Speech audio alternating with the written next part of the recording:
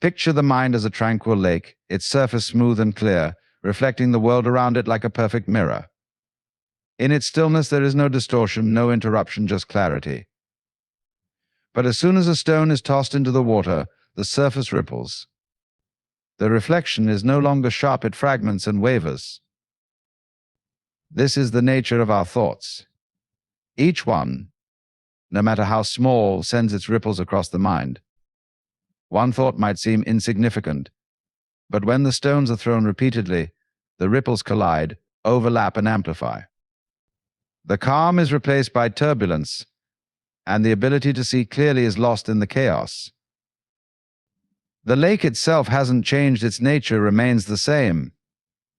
It's still vast, deep, and capable of perfect stillness, but the disturbance on its surface makes it seem restless, unsettled. In the same way, your thoughts don't alter the essence of who you are.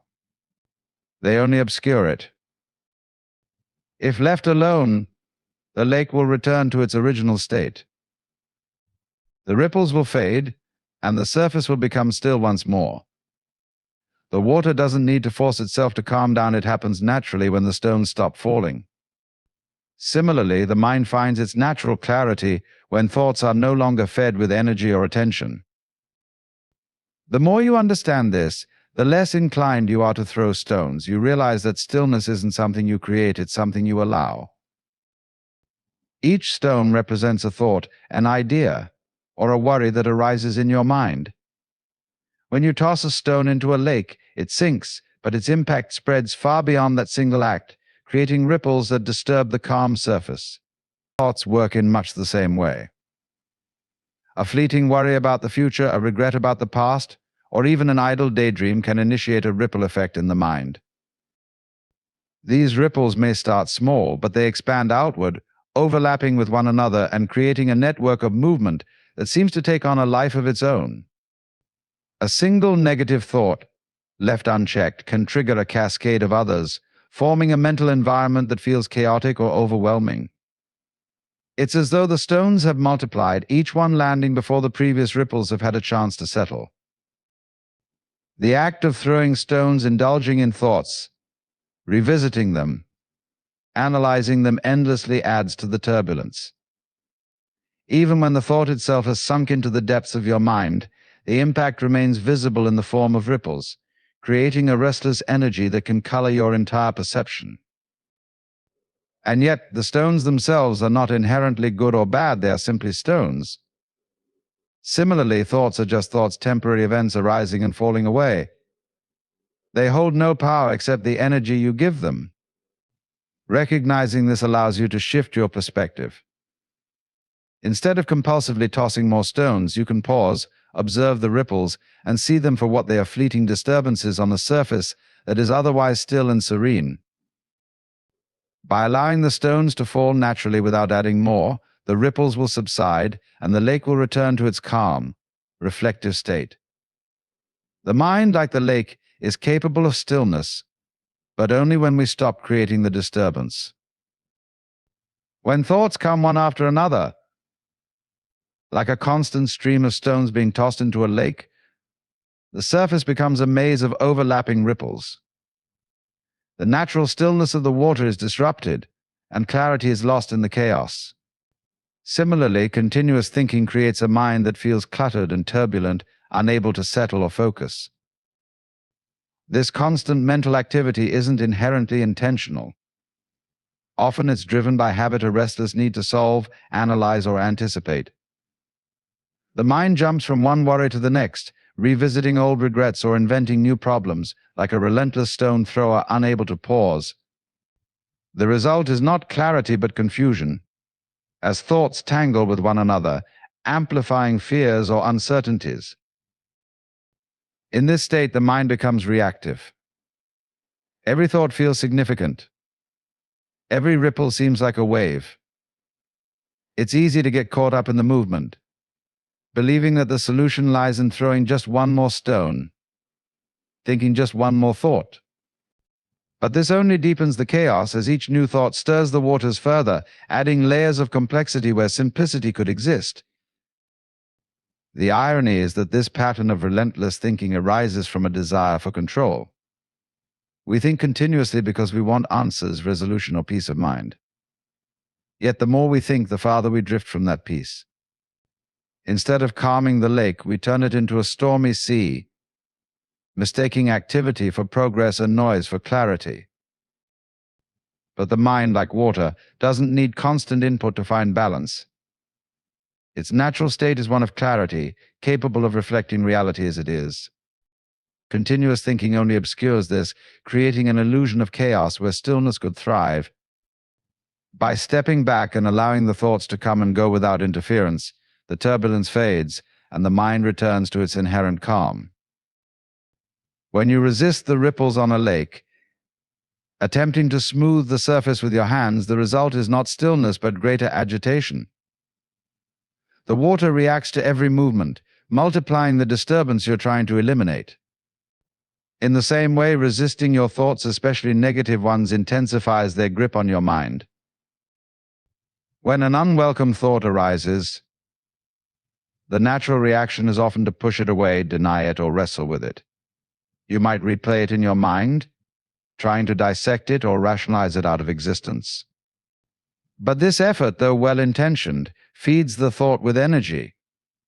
It's as if the act of resisting says, "This is important. This deserves my attention," and so the thought grows, its influence spreading like ripples in a storm. The mind is not built to find peace through force. Fighting a thought only gives it power. Like trying to suppress a spring by pushing it down, sooner or later, it rebounds with even greater force. The very act of resistance confirms the thought's presence, anchoring it further into your awareness. What's more, this resistance creates a cycle. The more you resist, the more frustrated you become, and frustration itself gives rise to new thoughts, thoughts of self-criticism, impatience, or despair. These, too, are met with resistance, and the cycle continues, leaving the mind turbulent and fatigued. The paradox is that peace comes not from battling the ripples, but from allowing them. When you stop trying to control the surface of the lake, the water naturally returns to stillness. Similarly, when you stop resisting thoughts, their energy dissipates. They may linger for a moment, but without your effort to suppress or engage them, they lose their momentum and fade. This isn't passivity or surrender, it's wisdom. It's understanding that the mind, like water, is self-regulating. By stepping back, you allow its natural clarity to emerge, free from the magnified disturbances of resistance. Thoughts are like clouds drifting across the sky, there one moment, gone the next, but not a permanent part of the sky itself. The same is true for your thoughts. They arise, they linger for a while, and then they fade away. But despite their presence, they are not who you are. They do not define your essence. Consider the sky. It is vast, limitless, and ever-present, unaffected by the transient nature of the clouds that pass through it. The clouds may bring rain, or they may be light and fluffy. But when they pass, the sky remains unchanged, vast and clear. In the same way, your true nature is like the sky, an expansive, undisturbed presence, while thoughts are just temporary phenomena that pass through it. Most of us, however, become so attached to the passing clouds that we mistake them for the sky itself. We identify with every thought, believing that our thoughts are our identity. A thought about fear becomes the belief that we are fearful. A thought about failure becomes the belief that we are failures. But the truth is, those thoughts are simply arising in the mind, not from the core of who we are. Just as you wouldn't say that the sky is a cloud, it's important to recognize that you are not your thoughts. Thoughts come from the mind, but the mind is not the essence of who you are. You are the awareness that observes them. Imagine if you believed that you were every passing car you saw on the road. It's absurd, isn't it? Just because you observe something doesn't mean you become it. The same applies to your thoughts. You can observe them without becoming them. You can notice your worries, your desires, your doubts, and simply watch them come and go, understanding that they are like the waves on the ocean, impermanent and constantly shifting. By stepping back and observing the flow of thoughts, you allow your deeper, truer nature to shine through the vast, still awareness beneath the surface of the mental noise. In this space of awareness, the thoughts lose their grip. You begin to realize that you can think without identifying with the thoughts themselves. They are no longer personal judgments or defining characteristics. They are simply occurrences that come and go, like the clouds that drift across the sky of your mind.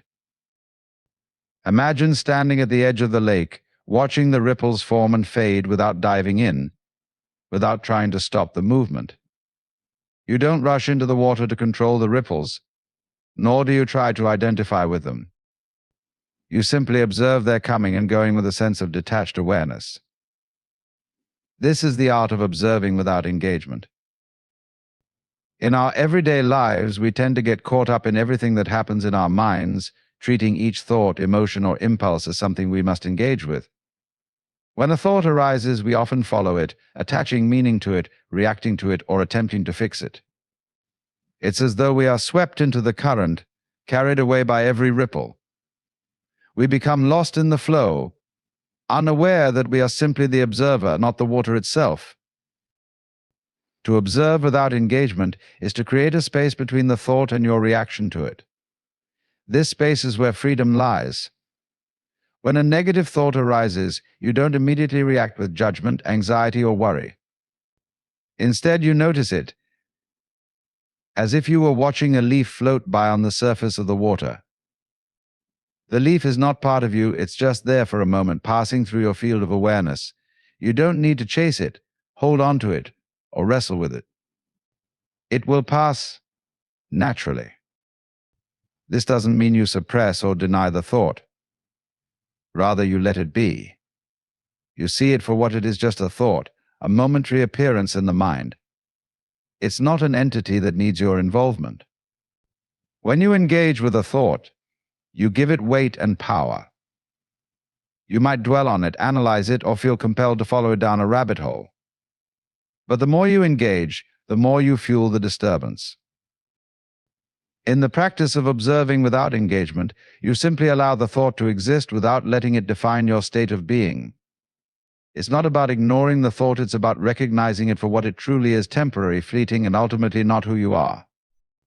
By giving yourself the space to observe, you break the cycle of identification. You realize that you are not the thought, nor the reaction to it.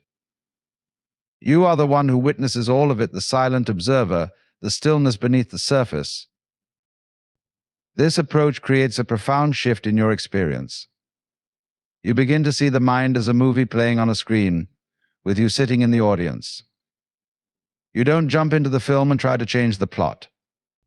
Instead, you sit back and watch with clarity, allowing whatever is on the screen to unfold without being dragged into the story. In this way, you reclaim your peace and presence. The mind, by its very nature, is a chatterbox. It's a constant stream of thoughts, running like a river that never seems to stop. Some of these thoughts are purposeful, others idle. But they all come, one after another, seemingly without end. It's as if the mind has an endless need to talk, to narrate every moment, every feeling, every sensation.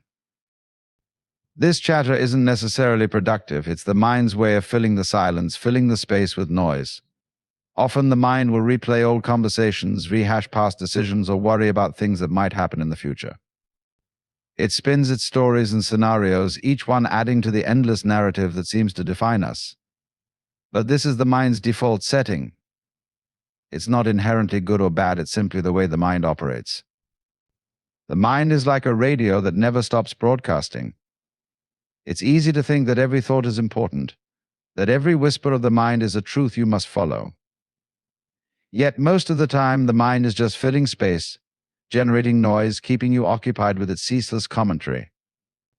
It creates distractions, pulls your attention in 1,000 different directions, and leads you away from the present moment. But what if you could realize that the mind is just doing its job? It's like the wind that blows through the trees, constant, unpredictable, and sometimes loud, but it's not the wind that defines the trees. The trees stand firm, steady, unaffected by the gusts that pass through them. Similarly, your mind's chatter does not define you. You are the observer of the chatter, not the chatter itself. In recognizing this, you can learn to detach from the noise. You begin to understand that the mind's chattering is not a reflection of your true nature. The thoughts are transient, like passing clouds. They come and go, but they do not remain. By simply observing the thoughts without getting caught up in them, you start to see them for what they are, just passing moments, not permanent truths. The more you realize this, the less power the chatter holds over you. You no longer feel the need to engage with every thought, to respond to every impulse. Instead, you let the thoughts come and go like waves on the shore, knowing that the mind will always do its thing, but it doesn't need your participation to keep going. Stillness is not something you can force or chase after. It's a natural state, like the calm that settles over a lake after the wind has passed. When you stop adding energy to the mental chatter, when you cease the endless striving and pushing, stillness naturally arises. It's always there, beneath the surface, waiting for the moment when you stop disturbing it. In our daily lives, we are constantly moving physically, mentally, emotionally. We think we must always be doing something, making plans, solving problems, moving towards some goal. But in this constant motion, the underlying stillness of the mind gets overlooked. It's like trying to listen to a quiet melody while a band plays loudly in the background. The song is there, but the noise drowns it out. Allowing stillness means stepping back from the noise, creating a gap where thoughts don't have to fill every moment. This doesn't mean you stop thinking entirely. Rather, it's about not getting lost in every thought that arises. Just as a moment of silence can be more profound than the loudest noise, stillness can offer a depth that constant movement never can. Stillness is also about acceptance. It's not about making the mind perfect or erasing every thought. It's about letting things be as they are, without resistance. The more you resist the busyness of the mind, the more you stir the waters, making it harder for stillness to emerge. But when you stop resisting, when you allow the thoughts to come and go without engaging with them, you give the mind space to return to its natural state of peace. In allowing stillness, you realize that it's not something to be attained. It's already present within you, waiting for you to acknowledge it. It's like an ocean that's always beneath the waves, even when they crash. You don't need to do anything to create the ocean. It's always there, ready to reveal itself when the waves subside. The beauty of stillness is that it doesn't require effort. It doesn't require pushing, striving, or forcing. It simply requires your willingness to let go of the need to control. When you stop chasing after thoughts or distractions, when you allow things to be as they are, the mind finds its natural balance. You become aware of the stillness that was there all along, silent, vast, and endlessly available. In the end, the path to peace and clarity lies not in trying to force or control your thoughts, but in allowing them to flow freely without attachment. The mind will always chatter, the thoughts will always rise and fall like ripples on a lake.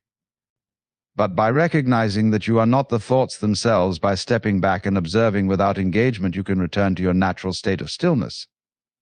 In this stillness, you find the space to simply be, free from the chaos of constant thinking and resistance. The mind, like the lake, will naturally return to calm when left undisturbed. And in this calm, you can truly see the world as it is, free from the distortion of your own mental turbulence.